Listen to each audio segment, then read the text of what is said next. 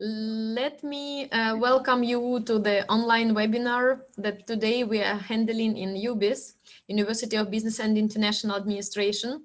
My name is Ina. I'm representing admission office, and in case people will be happy to share the feedback, I'm the one to contact. And we are very happy to welcome our speakers today. Our guest is Mr. Pratik, Bhatnagar. Yes, my journalism pronunciation is not so high, but sir, we are very happy to have you on campus, and thank you for finding time. You are a certified impact analyst, writer, mentor, explorer with over 20 years experience in strategy and leadership. And you've been in 4 continents, so it's very useful to hear such experienced person, because you worked with NGOs and governments as well. And we will be happy to hear about sustainability and global health and the impact of COVID-19. And our webinar will be handled in the manner of interview. And our professor, Mr. John Lochrie, is an international financial professional. You've been working with banks and also all around Europe and internationally. So we are happy to have both our speakers on board, and let's welcome you, and loud of applause. Thank you, Ina. That's great. Well, maybe I can kick off today. Thank you very much to UBIS for hosting us today here. When the topic of sustainability was first raised by the school, I immediately thought of Pratik, who I now know very well, and who has, as Ina said, has made a long and successful career in sustainability with organizations like the World Economic Forum, World Wildlife Fund, and latterly with Gavi. And we've had a number of conversations on this topic. We've been developing the ideas and thinking about what's been going on in light of COVID-19 virus, and what kind of things we can learn from that, and also the impact that it will have on the world as well. We are still very much in the middle of this crisis, and but at this point we do see certain things that we might be able to think about how they can, what the implications might be. And in terms of sustainability, I mean, as we know, it's something which has an economic, a social, and also very clearly an ecological, environmental dimension, and these are all very much interwoven. But I think the main idea that we have there is that we want a society where we have a sense of well-being, but where the planet is protected for future generations. And that's very much the origin of what sustainability is, that we live today, but we also live in a way that the planet and people and the environment will be there for future generations. And that's really the origins of sustainability.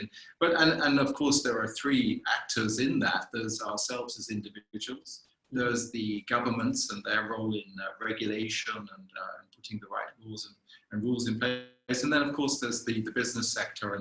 And business sector is very much where we measure what they're doing in terms of what we call ESG, environmental, social, and governance criteria are very important. So companies these days are very much scrutinized for what they do. And I think that's clearly something that's come up during the virus as well, that some companies have reacted better. Some companies have had policies which are more progressive and have provided sick leave and healthcare assistance or whatever. And so some corporates have done very well in the crisis, but it's all very much connected. And what I think one conclusion that we have come to is that this emergency has challenged the status quo, that what was impossible in January or February suddenly could be done in March. And we've got many examples of things that have happened during the course of the last couple of months, which really have, we could say that a whole decade of change in some way has been collapsed into just 2 to 3 months. We've thought about really 3 areas together in our discussions that for us are quite interesting. And I mean, one of these is communication, around communication. We've had a lot of interesting things that have come up in the communication area that are perhaps translatable into sustainability. We've also thought about governance, rules, regulation, the role of government, and we have some things that we'd like to talk about there. And then we've also thought about behavioral change. What is it that we can do as individuals, as companies, and as governments to change in order to advance sustainability, to make things that will meet our goals and objectives.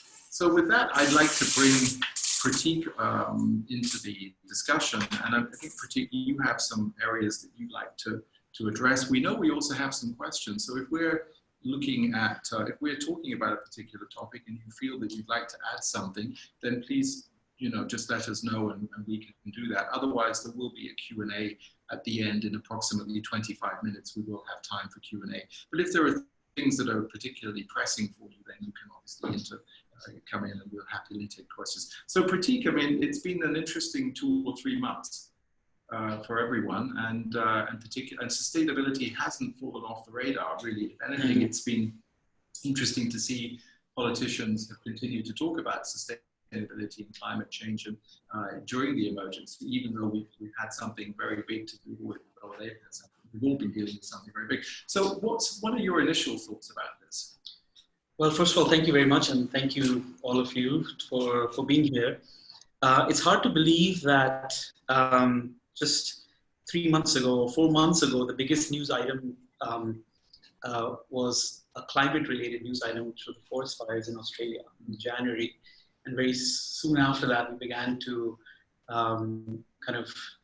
go deeper into the pandemic, which essentially took over. One of the things that has been, that has actually captured the imagination of people in the sustainability community is that the conversation around sustainability did not really die down during this crisis. In fact, what's been really interesting for me has been the fact that the sustainability community has taken lessons and is learning from how we've responded as individuals, but also as a global community to a crisis which is global. In a sense, it has parallels then to the climate crisis, which is also global. And one of the things that I'm really interested in talking about today is what have we been learning? What are the few things that we've learned from COVID-19 that can offer us perhaps a different approach in terms of how we might tackle climate change going forward. One of the things that I think everyone is now familiar with is the idea of flattening the curve, so to speak, right? Flattening the COVID curve. And those that are familiar with climate change are familiar with the CO2 curve, the climate curve, if you will, which is essentially the atmospheric CO2 parts per million in the atmosphere, right? And that curve is actually very steep and rising and is nowhere near flattening at the moment. So early on in the crisis, we began to see a lot of different charts coming out where we're flattening the COVID curve, and right behind that is this massive climate curve that needs to be flattened. And there's some similarities, actually. And to set this whole thing in context, I wanted to talk about some of the similarities and differences, and then talk about how we could learn a little bit from what's been happening during COVID in terms of our response. One of the key similarities between the pandemic as well as the climate crisis is that they're both physical shocks to the system, in that they necessarily have a big impact on the socioeconomic status quo wherever you are. And so dealing with a big physical shock, you almost necessarily have to address the underlying physical causes of that shock. So in terms of COVID-19, you definitely have to address the weakness of health systems, the lack of preparedness on many ways in terms of how a response can be launched. Both are systemic as well, in the sense that they have knock-on effects on many parts of the economy, society, and so on and so forth. Because we live in an interconnected world, you cannot isolate. The other thing is that they're also non-stationary shocks. What that means is that if you delay action or if you don't take appropriate action, the probability of a significant event occurring becomes more and more likely. And we saw this in COVID-19, that those governments that waited actually then saw the probability of disaster actually increasing exponentially.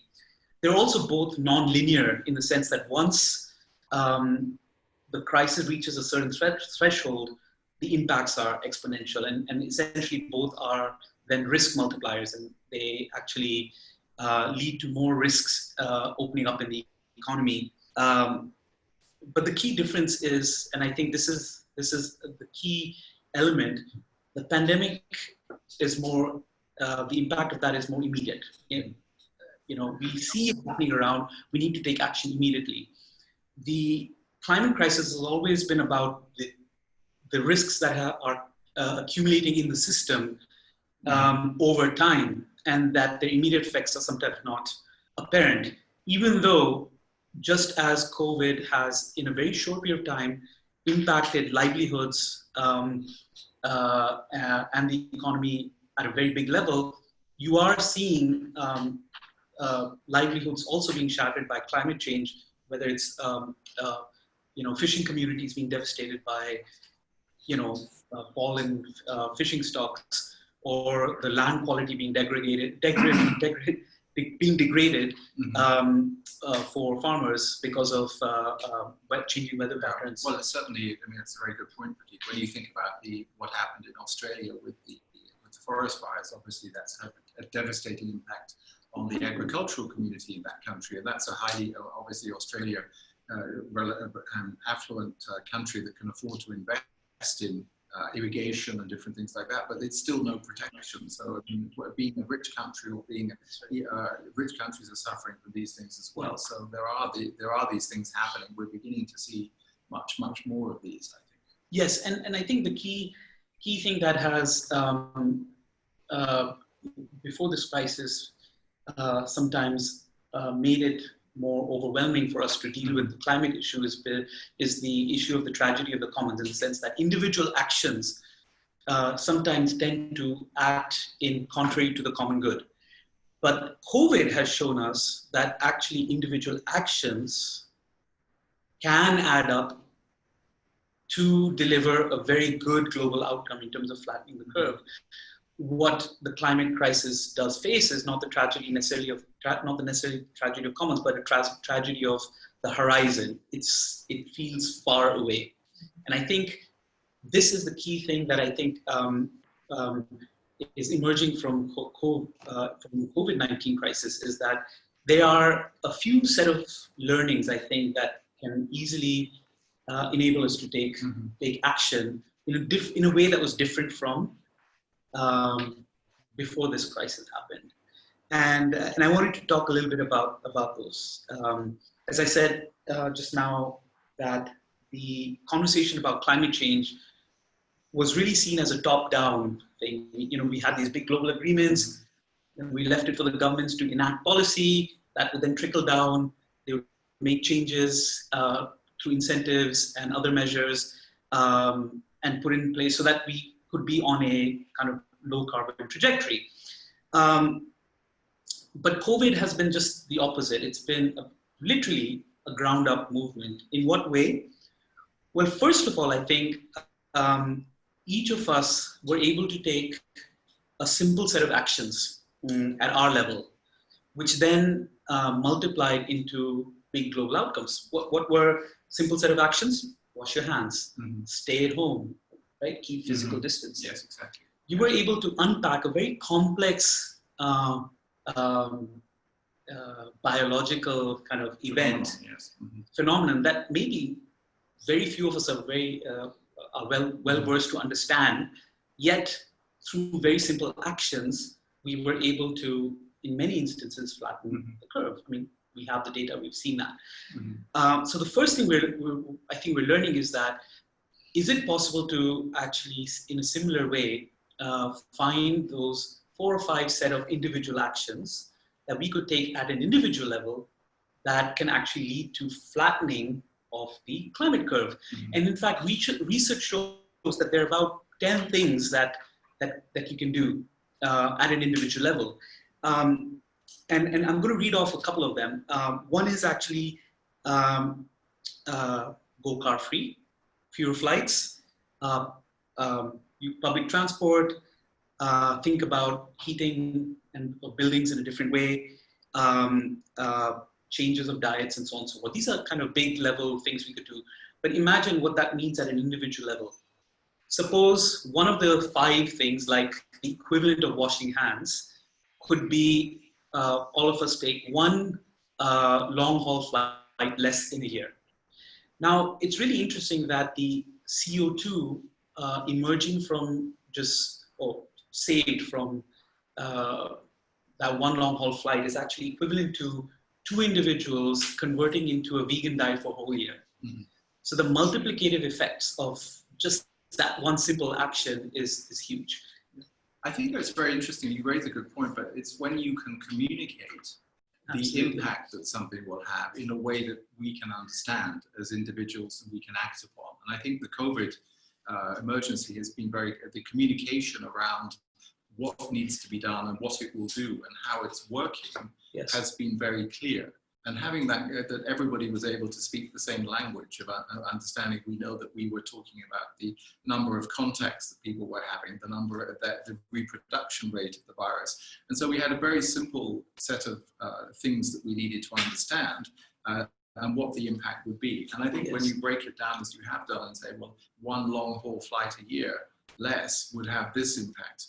It's the same as going totally meat-free for 2 people. So you can see that there are the impact is very clearly explicable. And so, but I think what's interesting there is also that it's not necessarily all or nothing from what I mean, we don't have to necessarily talk about, because that also puts quite off-putting for people to give up everything. So for example, one might work 1 day a week from home.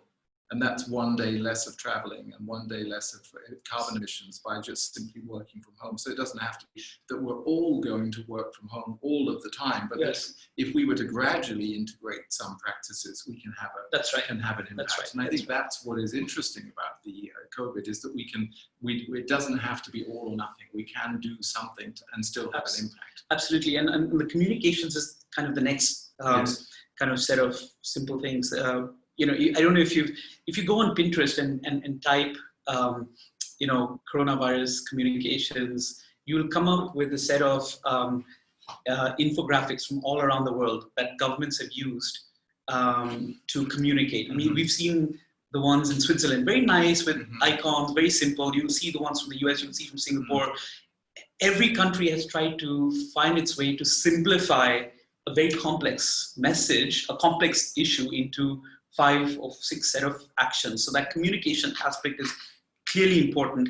But tied to that is, in the communications, you have to also highlight a simple set of metrics, right? Which give a sense of control and empowerment to the individual, which is that, okay, we can do these actions. I get the communication on this, but I want to see the result of my actions. And all of us, or many of us, were actually glued to the curve almost every single day, and our staying indoors 1 day had such a big impact, and we could see that curve move day by day. And then, but you can't have a good set of metrics if you don't communicate the right kind of data that will give us that empowerment. So again, the COVID crisis showed to us that we can respond to metrics and data, provided they connect our actions to the outcomes that we are trying to drive towards. So we are able to see a direct consequence of our actions on through these metrics. And I think the final thing is that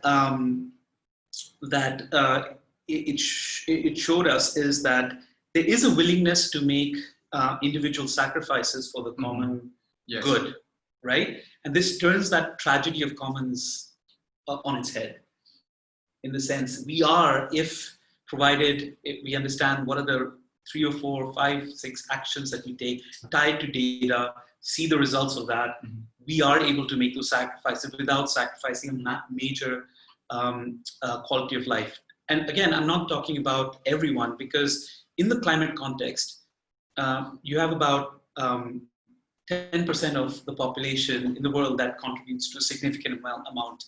And we do see, obviously, the tragedies in many countries unfolding within the COVID-19 crisis, where these measures are not practical for people who are living in low-income settlements in poorer countries where there are more dense populations. I think you've raised, I mean, that really does bring us onto the social aspect as well, doesn't it? Because when we think about sustainability, there is the environmental aspect of climate change is the one that we talk about most, what's going on with the climate.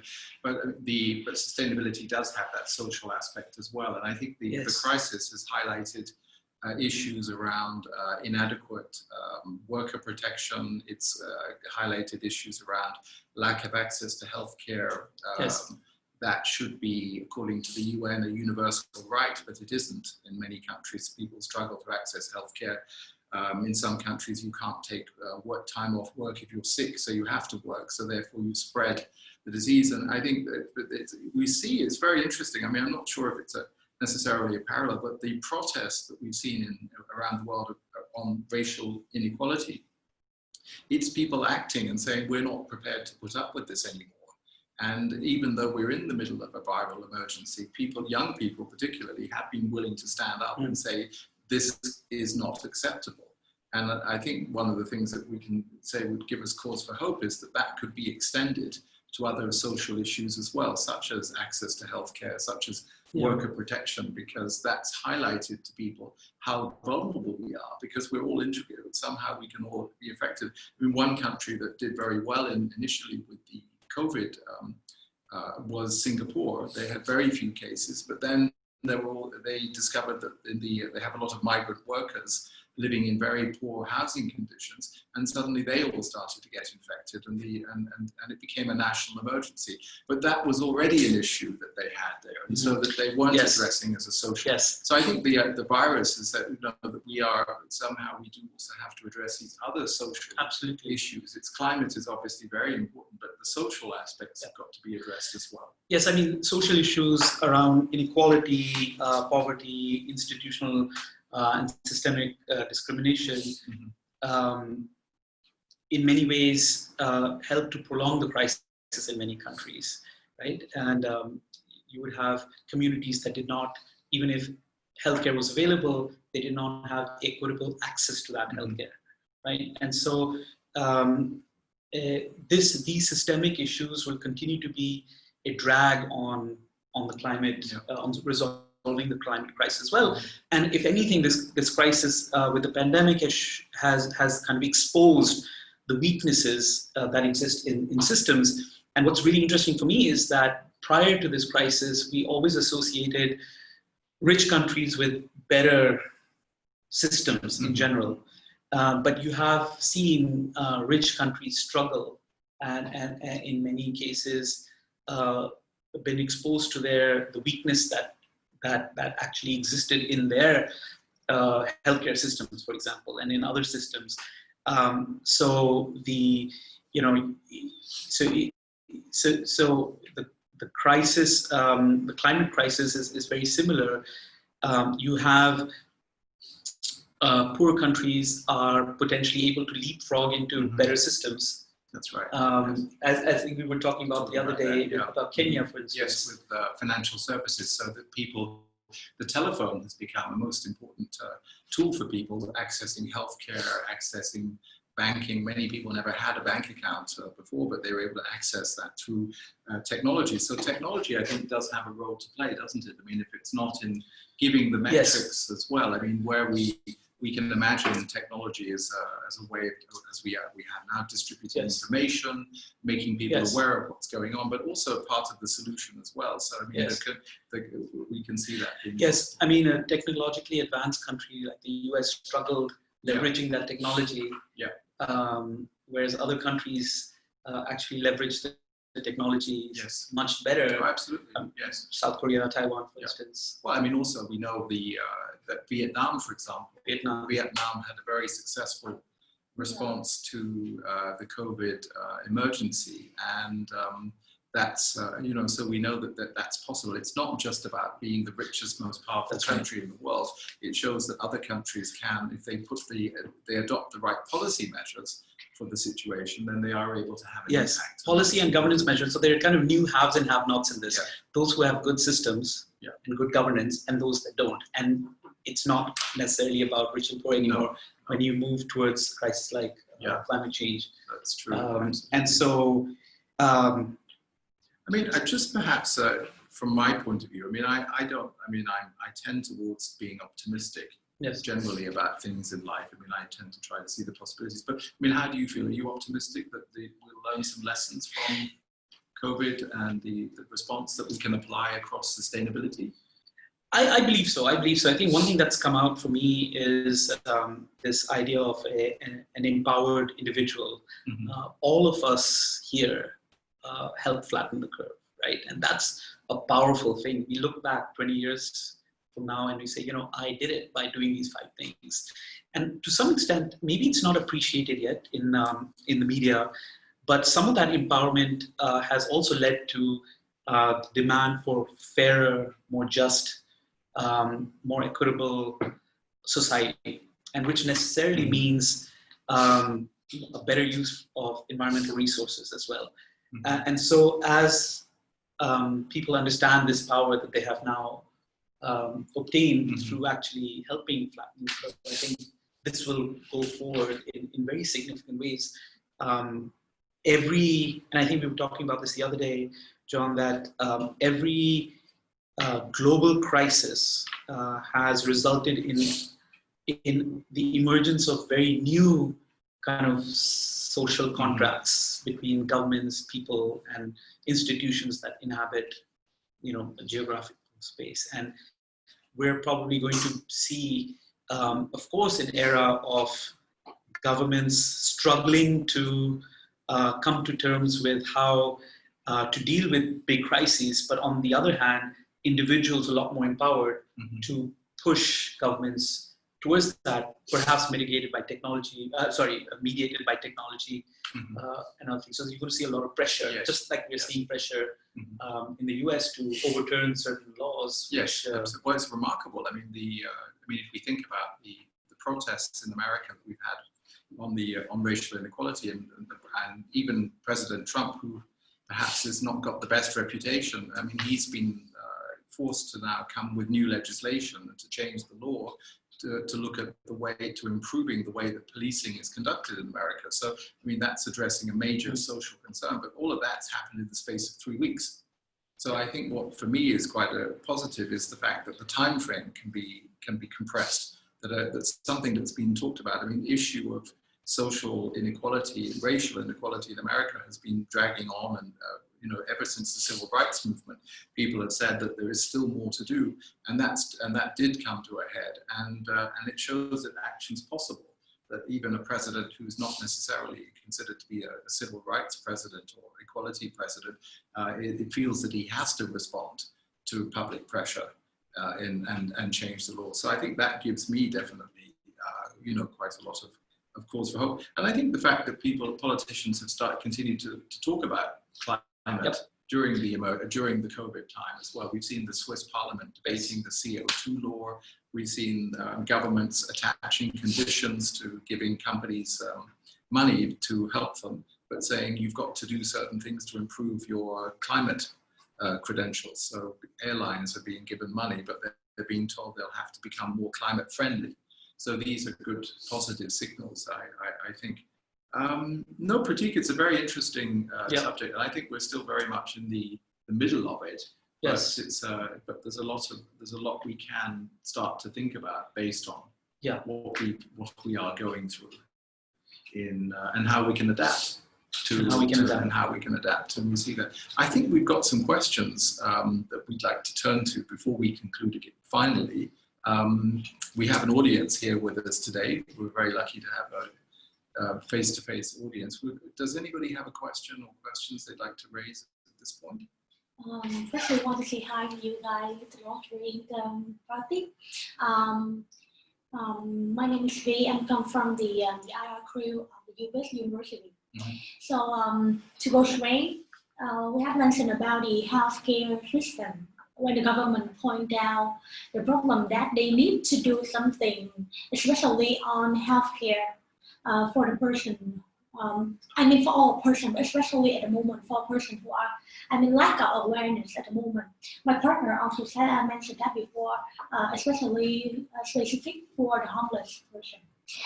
But here we mentioned about how can the government, they can realize that their system program of healthcare is efficient to the person who suffers from that. How can they realize that? How can governments? Yeah.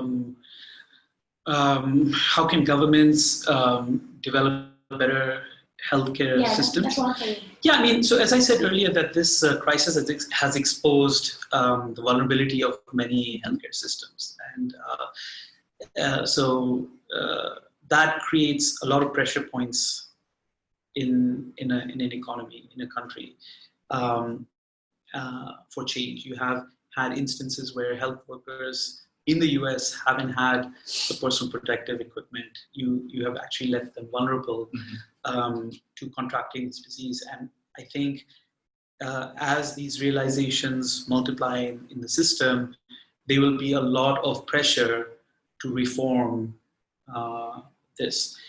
It's not that many systems around the world were not warned that a pandemic was imminent. I know the WHO in I think February 2018 had convened a conversation around disease X, which would be a global pandemic and I believe a novel coronavirus as well. So it's about how governments prepare their systems to respond to crises like this. And I think, combined with public pressure, public anger, and certainly a set of or slew of legislative changes, I would imagine many of these healthcare systems would have to respond. And to some extent, the money that's being pumped in now in many economies will necessarily, at first instance, also go to prop up some of these health systems to become much more responsible. There is a longer term kind of work that's needed to be done in this. Well, I mean, I think the United Nations declared healthcare a universal right many years ago, probably when it was founded, and so it's still taking time for that to become a reality around the world. But I mean, there are things that can be done in terms of creating insurance systems that are using technology to deliver healthcare insurance systems that are kind of efficient and effective. Technology also, many people have a mobile phone; they can get access to healthcare services efficiently that way. I think technology can be part of the answer as well. And in many cases, I think what I've seen is that many countries, many health systems are kind of in the early stages of adopting technologies for preventative means. Remote health is becoming a bigger thing, ushered in by this, of course, in a big way. But you'll see changes to the healthcare system occurring from in these ways as well. And also, what happens is what has happened, just as an example from the UK with homeless people, the government taking over hotels and housing homeless people and providing healthcare services there. Once you do that, it's difficult to move back again and stop doing it. So what you find is that when social change happens because of an emergency, and I think Pratik raised that earlier, we talked about times of social difficulty leading to change, you find it quite difficult to step back from that. And so a lot of development, for example, healthcare was expanded in America in the 1960s for a variety of social reasons, but it's kept being expanded. So once you start in the direction of travel with giving access to these things, governments very rarely are able to take that away. They find it difficult to go back. So I think that's a cause for optimism. Once a government has said, we can't have homeless people in the streets because they need to access care, because it's bad for the population generally, it's very hard for them to go back and say, we're going to stop doing that now. Yes. So I think we can be positive from that point of view. Yes, and I think we've seen how healthcare systems have been stretched beyond their capacity.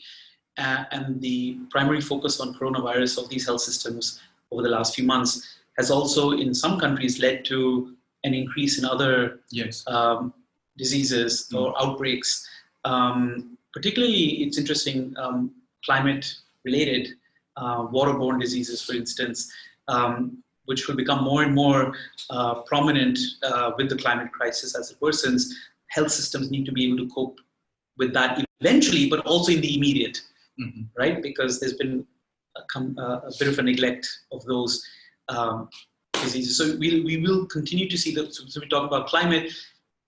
There is the climate health nexus, which is we're coming out of a pandemic, but the climate crisis will continue to generate other epidemics at a local level, which are climate related, typhoid outbreaks and so on and so forth.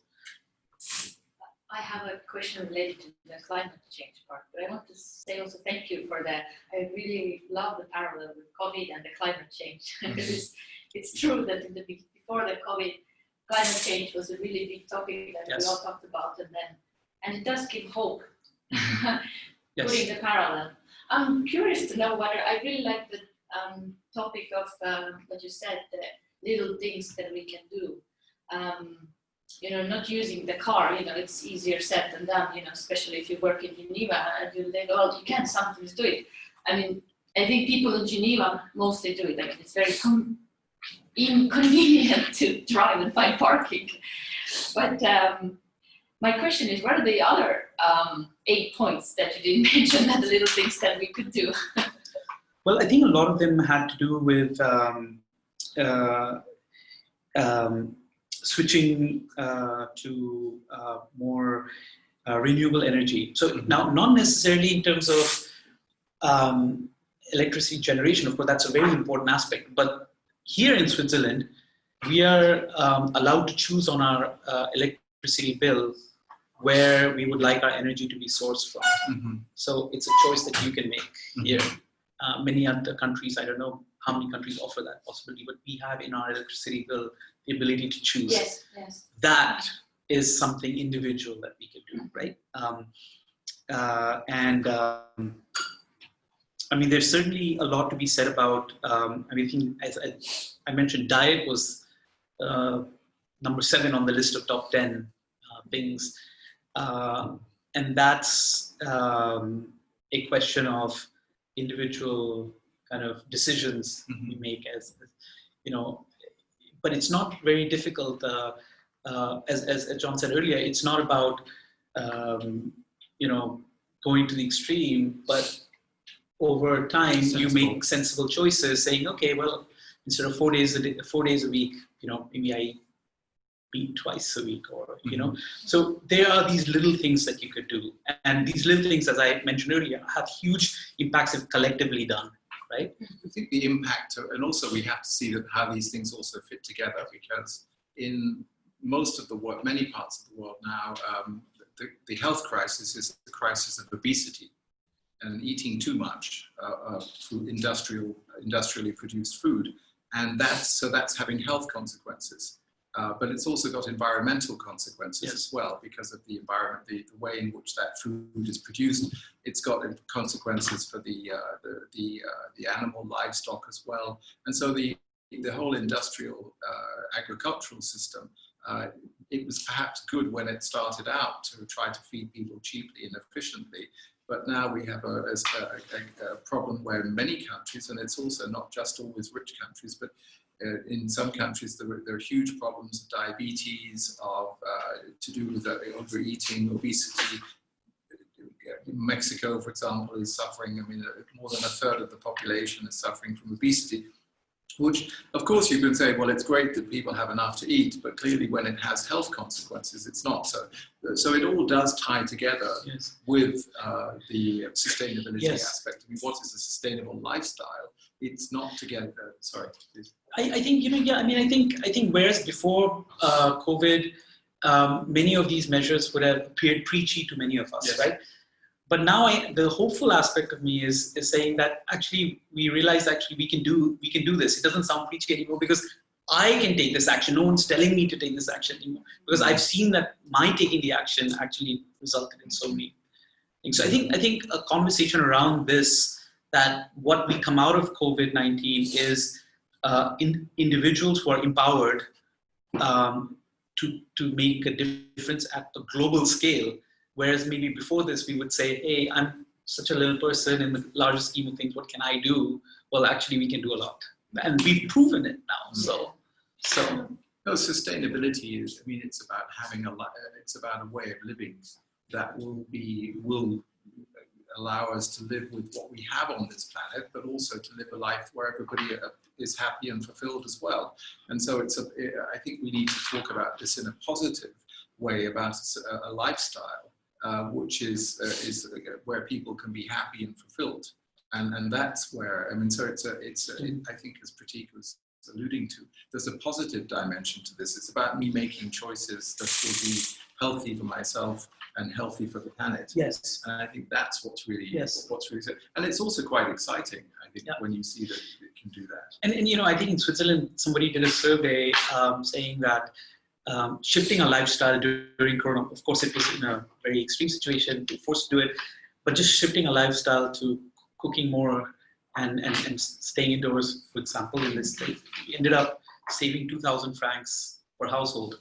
A large percentage of that was kind of money saved from eating out, which means a lot of people have now experienced, you know, eating in, which we will see what lasting impact that makes in people's choices in terms of their diets. We don't know, the data is probably not yet out, but it'd be curious to keep track of that, to see if there were some lasting changes that can be then leveraged for better outcomes that you talk about. Well, you'll see also business will have to respond to that as well. So there's clearly a huge implication for business of people changing their habits as well and adapting, and business will have to adapt to that as well. So there's a very interesting challenge for the business community to try to see what of these changes will be long lasting and will constitute a new way of living, and how will business adapt to that. And so that's, I think, that's going to be interesting to watch as well, the way that companies adapt their business models to do things differently. Yes. In light of the crisis, I think that's important. And just tying it back to where John started earlier, when he talked about three elements: individuals, corporates, and governments. We can see that even if one is weak in terms of taking action, the other two can be strong, and it doesn't mean that the whole pyramid just doesn't work. Individuals can take actions, corporates can take actions where governments might be slow, and any combination of those. So that's another reason for me to hope, or to be hopeful, that we have broken that kind of idea that we must wait for the government to do something, and there's no other element in society that can move on climate if the government doesn't move. Well, I mean, when we think about sustainability in the financial sector, we've seen a tremendous move in the last 5 years into what we call sustainable finance. So big investors and institutions looking to make sure that the money is invested in a way that is good for the planet. And we're seeing much more of that. So I think that's a trend that's already very well established and continues to gain ground. Yes. So that's a very important aspect. So the investment community is driving change as well. It's not just being passive, it's also trying to develop. And we've seen in the United States, the business community coming out and saying that, you know, business has other responsibilities than just making money. So we've seen some quite high level statements from business leaders as well. So, you know, business can be a very important part of that triangle as well. It's individuals, business and government, but each of them has a role to play in sustainability. I think we may have some more questions, and I think we do have a bit more time. We can run on. In fact, I would love to hear from the students if they feel that from their own experiences in the last 3 months, that there is reason to be hopeful about climate based on what you've seen in terms of our responses to COVID as individuals. Okay. So what solution or support for local business and for the layoff worker who have been laid off, because that you also mentioned about the GDP of the country, they may provide that fund to help the people, but I think that is in some rich country like Switzerland or the United States, they can have the fund to afford to the people. So how in developing country like in Africa or some country in Asia, they are poor. So how where is the welfare for them for who living there? Yes, I mean that is true that there's a real issue in terms of how do countries like that, how countries that aren't as fortunate deal with that, and I think that's where we have to look to organizations like the World Bank and the IMF and the development banks as well to provide aid to governments in countries where they don't have the resources. And one of the other things is also to help them if they have debts and that they need to repay, is also to provide them with a longer time frame to do that as well. So I think that's where the international organizations have to have their part to play in supporting countries that are less fortunate. What do you think, Pratik?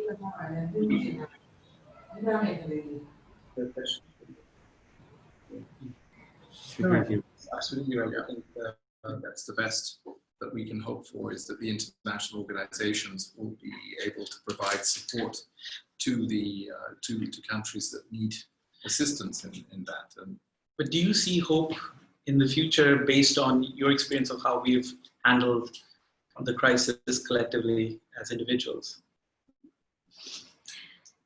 Sometimes I think that instead of the too many dead people, but I think it's maybe a good expert, because like treatment, like all of the world have to stop working, so it's also work for the climate change, because it's also good for the environment, because no industrialized, no outside, no activity, so no harmful more to environment.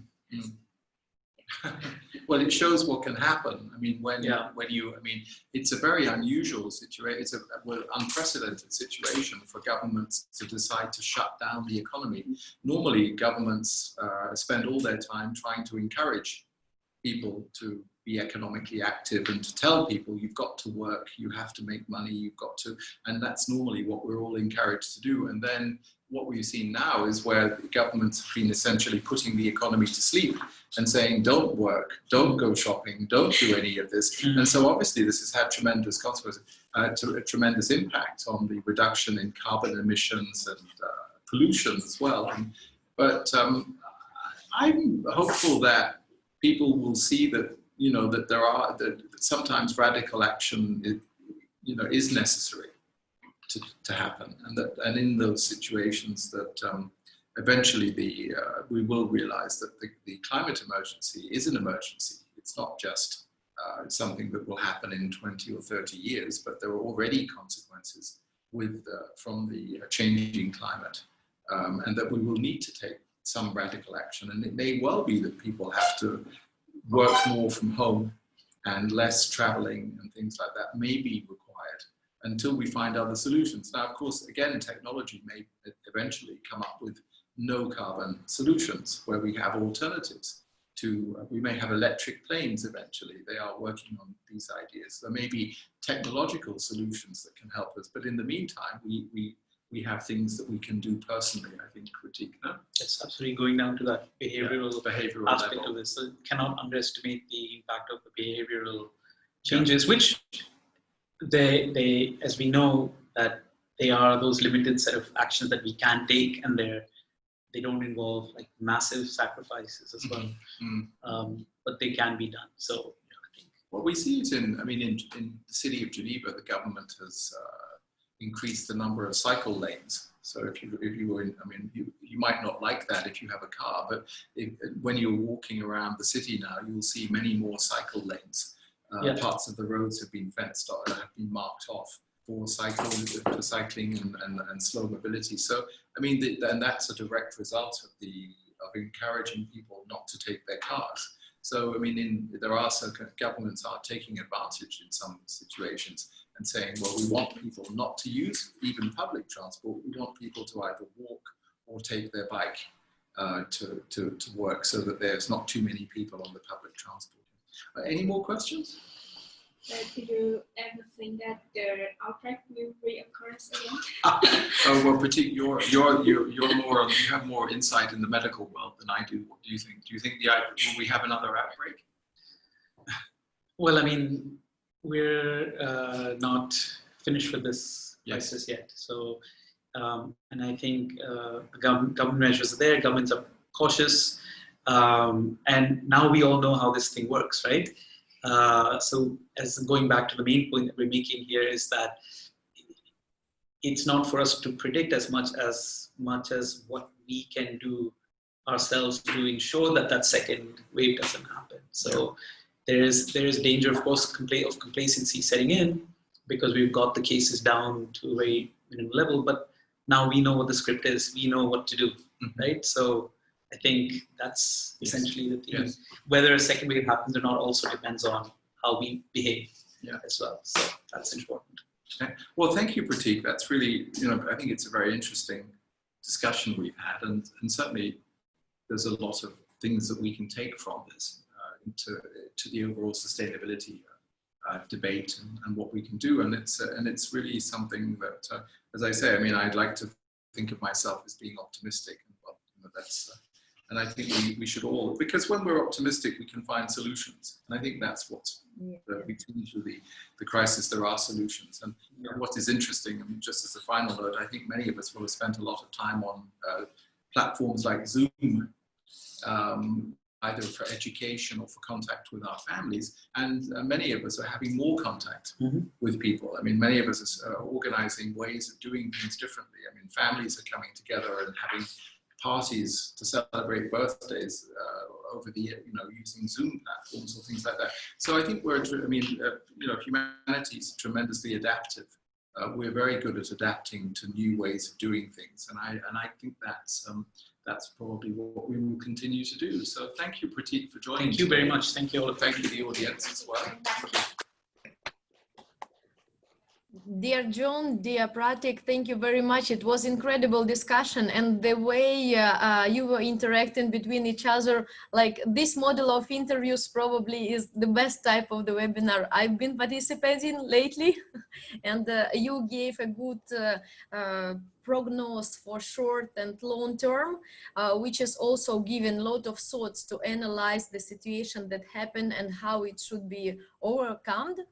I think everybody enjoyed, and I'm sure we will transfer this followers in our YouTube channel, and more people will be able to enjoy the conversation and discussion, and they will be attracted what type of incredible job UBIS is doing and their professors, because this is the quality product that we show in terms of webinars and in terms of our courses. And for us, it's important so that everybody knows we didn't stop in a minute our higher education procedures, even in such a crisis period. Thank you so much. Thank you for the invitation. Thank you. Thank you, Pratik, again. Thank you, John. Right. Thank you, guys. Thanks for coming. Are you the IR crew? Yeah. Are you organizing the event on